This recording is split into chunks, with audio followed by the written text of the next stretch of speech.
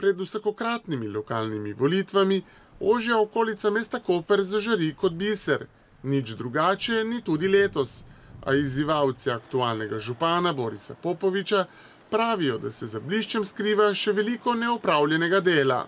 Že samo slika za menoj kaže, pa smo samo 1 kilometer oddaljeni od mestnega jedra, ker je del Kopra ves v sjaju in blišču, da ni temu tako in da nismo vsi občani v mestni občini Koper enako bili obravnavani in to je samo ena od perečih težav, s katerimi se občani srečujemo.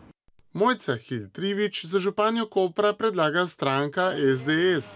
Je solastnica in direktorica manjšega podjetja.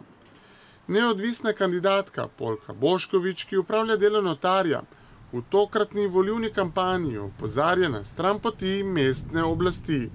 Se bom zavzemala za Koper brez diktature, brez korupcije in nezakonitih poslov med županom in njegovimi ljudmi, za enake možnosti pri zaposlitvi in delu ter dostojno življenje, ne glede na nacionalno, versko in politično pripadnost.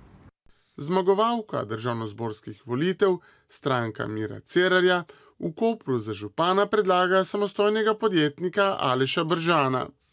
Mi želimo dvigniti politično kulturo, želimo se usmeriti veliko bolj v skrb za vse naše občane, ponuditi enake možnosti za vse, to pomeni tudi z enakimi in jasnimi pravili za vse, hkrati uresničevati tudi interes lokalne politike skozi nacionalno politiko. Skratka, eno obljubo bomo dali, to, da bomo pošteno in trdo delali za vse naše občane.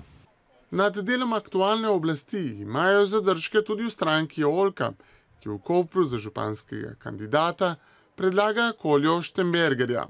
Najprej želimo ugotoviti, v kakšni finančni kondiciji občina sploh je. O tem bomo tudi seveda predali javno poročilo, tako da bodo občani seznanjeni s tem.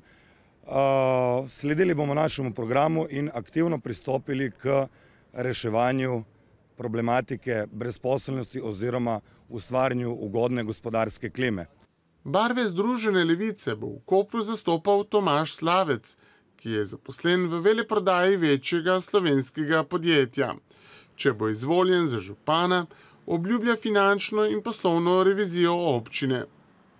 Glas za Združeno levico ter glas za mene kot župana je glas za soodločanje občanov, za socialno varnost in za trajnostni razvoj celotne mestne občine Koper. Tudi na tokratnih volitvah za koprskega župana kandidira Marko Brecelj. Predlaga ga stranka Akacija. Brecelj je samozaposlen v kulturi. V imenu liste stranka Akacije 336 in v svojem imenu 372 hvala za volilno podporo. Leta 2011 prosim za spet, prosim za prvič.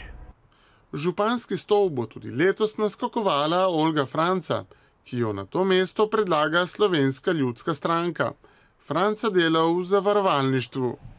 Naš slogan Podeželje in mesto z roko v roki izraža to, da se morata mesto in podeželje razvijati skladno z roko v roki, enakomerno za ustvarjanje novih delovnih mest, da se razvija infrastruktura, ki omogoča razvoj podeželja, ki daje roko mestu.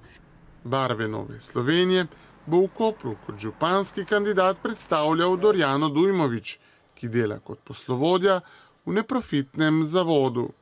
Enakopravnost in sožitje med vsemi ljudmi v mestni občini, center, primestje in okolica Kopra. Zato, ker vse potencijali so dejansko neizkoriščeni. Koper se razvija tudi turistično, zakaj ne bi dali piko na i še z krajevnim lokalnim turizmom.